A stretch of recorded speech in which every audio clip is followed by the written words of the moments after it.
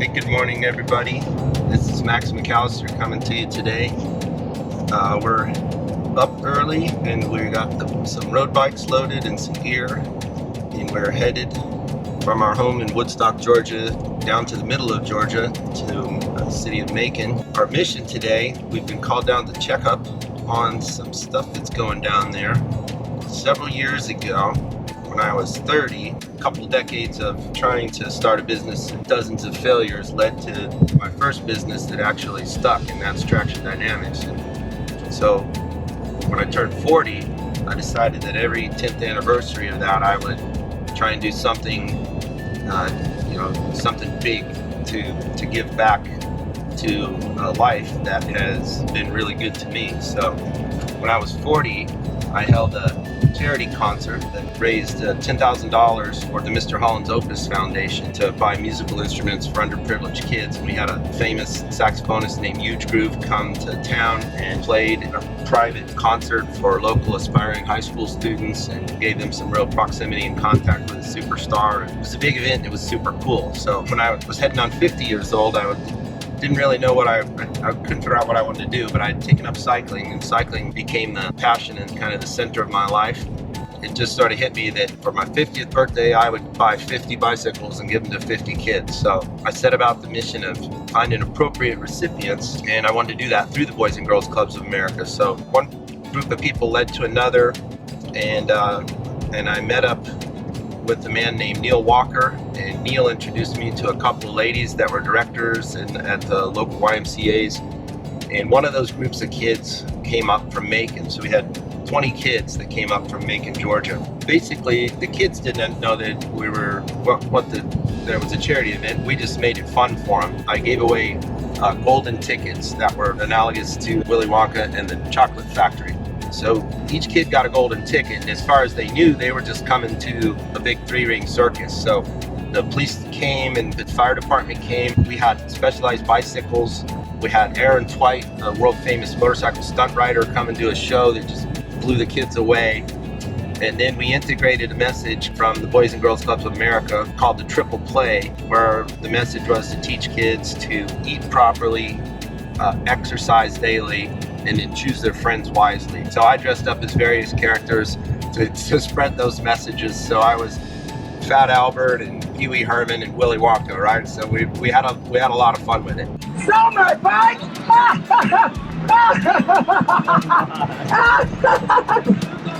I wanted to sell my bike for $100 billion dollars. That's a lot of money.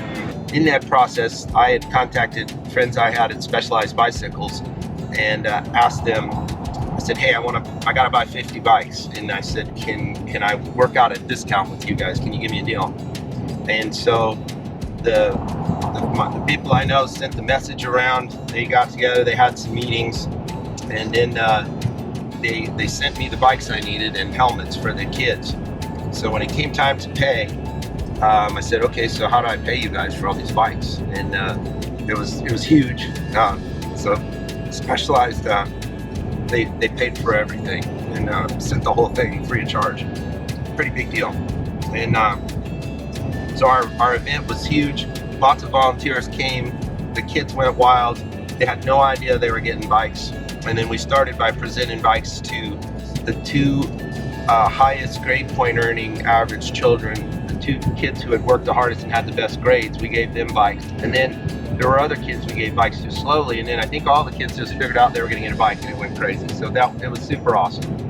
It was a wonderful day. So I had this money set aside that I was supposed to donate to this charitable cause, but now I didn't have to because Specialized stepped up in such a big way. I gave the money I was going to spend on bikes to the Boys and Girls Clubs of America and to their youth cycling program, which they were starting. And last week I caught wind of what's happened in Macon, Georgia since we did this. The interesting part of this is it's the third anniversary of the Triple Play party. It's coming up this Thursday. I'll be 53 on Thursday. So just 3 years have passed. And in this time, there's now a road cycling club in Macon of kids that have done all kinds of tremendous things so far. They've last year rode in the bicycle ride across Georgia called Bragg. So 469 miles the kids completed in a week. There's several of them have ridden a century ride, which is 100 miles on a bicycle in a single day.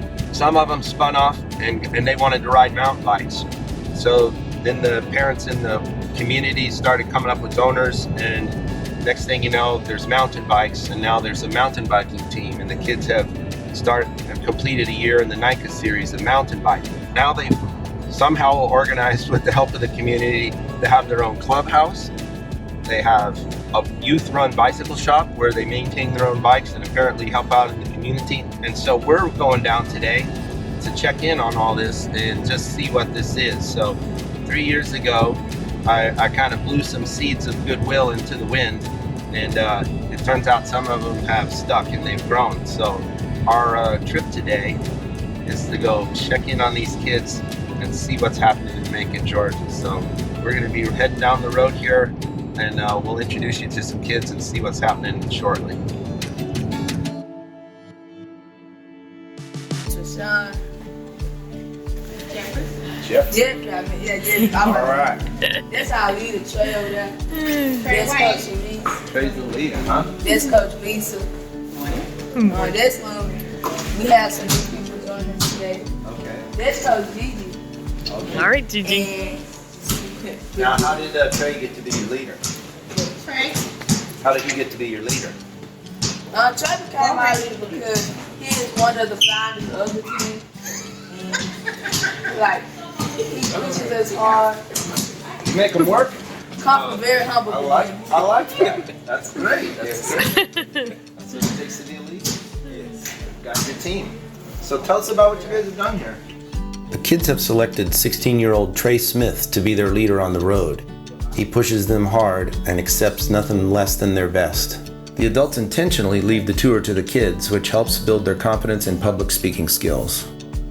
I heard you were recently awarded a Major Taylor Youth Chapter. Oh, yes, sir. Yes, we have. I see your Major Taylor painting on the wall. Something right there. And one over there. Right on. Pretty cool. And what's your nickname, Trey?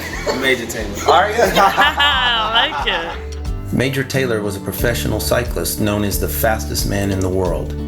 He was the first Black American to win a world championship in any sport in the year 1899 at only the age of 20. His grandfather was a slave, and his father fought in the Civil War for the North. He was born in 1878. Well, show me around. This is pretty cool. The clubhouse is a large space with an auditorium-like area for speakers to come, office space for the management, and then the typical restrooms and things you might expect, an area that will be a kitchen in the future, and a bike shop, a dubious bike shop that needs some attention from me. That's something I'm going to get involved with. So these kids don't have a lot in here, but we're going to see if we can't fix that up. Now, who's helping teach you guys maintenance? We have a coach from Dublin. He's our mentor as well. He teaches us. And Coach Lisa, she teaches us. And Coach Janet. And sometimes we'll go out. We have a bike wash. We had one in one of Robbins one day. And they taught us bike maintenance and how to clean our bikes properly. Okay. Yes, sir. And this be for like a mountain bike, maybe. Sure. Yeah, absolutely. Inner tubes. We always Spares. buy with at least one. Gotta have spares in it, just in case. Bungee cords, you know, to put the bike down. Okay. And this is where we get all our donated bikes. Every bike is donated From the community? The kids lead me into another room where they show me bicycles that have been donated or abandoned through the local community that they can use or repair and recycle into working bikes for the kids to ride. The kids led me into another area for equipment storage.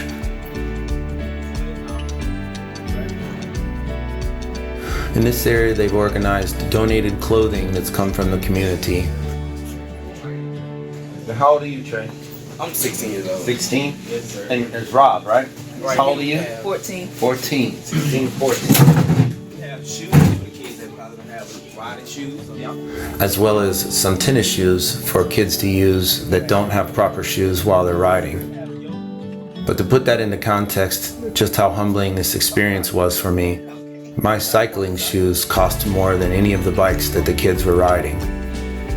So the equipment they have to deal with is the absolute bare minimum that gets them down the road, and somehow they're still out there doing it. I have nothing but love and respect for these kids. Have you guys figured out how to organize all this yourselves? The one for Coach D? She's teaching you how to be organized, huh? Yeah. All right. Wonderful Coach DJ. Along with Coach Charise. Charise Stephens is the community activist that truly drives all of this and makes it happen. She's the one who's arranged for the space in the clubhouse for the kids, which she said required her to beg, borrow, and steal. She's a wonderful person and is an angel for these children. The group is highly organized and the adults have been highly effective at teaching them a plan for organizing their training rides, getting their equipment together, loading the truck, and getting themselves off for a training ride. The kids had a little surprise in store for me as well, though. Happy birthday, Matt. Oh, All right, y'all ready? On the count of 3. Uh-oh. Happy birthday to you. Happy birthday to you. Happy birthday, dear Max. You got Happy birthday to you. Thanks a lot. Hey, this is a great present. I'm so happy y'all invited me down here to see what you're doing. I can't wait to get to Dublin or to Forsyth and get on this ride with you and see y'all in action on the road. So. Mr. Max gonna ride y'all today. Oh, yeah, we got bikes. I wasn't come to just to meet you. I gotta see how strong you are. Check out your progress.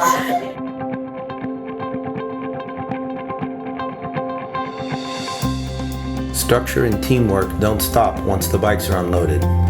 As a group, the kids all do stretches and warm-ups to make sure they're ready to ride. 4, 5, 6, 7, 8, 9. These kids are serious.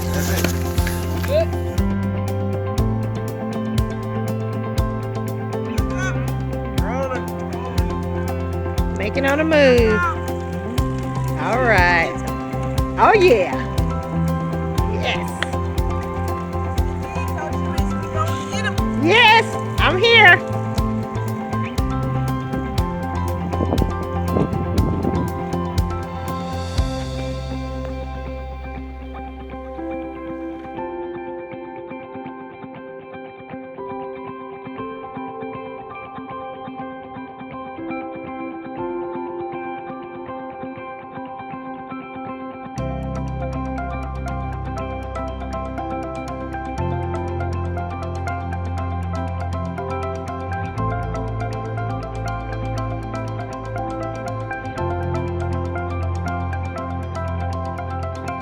I wanted to test the kids to see just what they could do.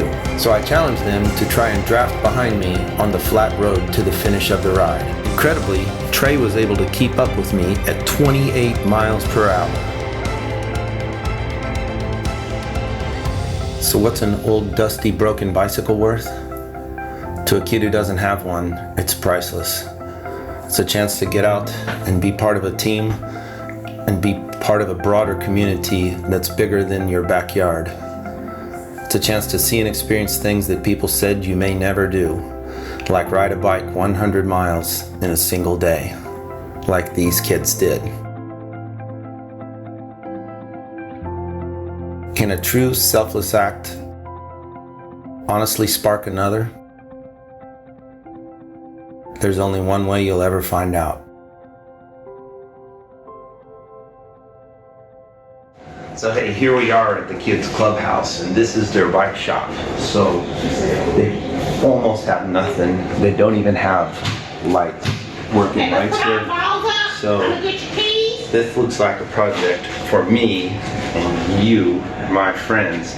We're gonna raise some money. We're gonna build these kids a bike shop here. So watch out, this is coming. I'm gonna be asking you for some money, and I'm gonna come down here with my own hands and tools. I'm gonna get these kids, and we're gonna turn this into a first-class bicycle shop where they can take care of their bikes. So watch for me. Coming for you. I need your help. Thanks a lot.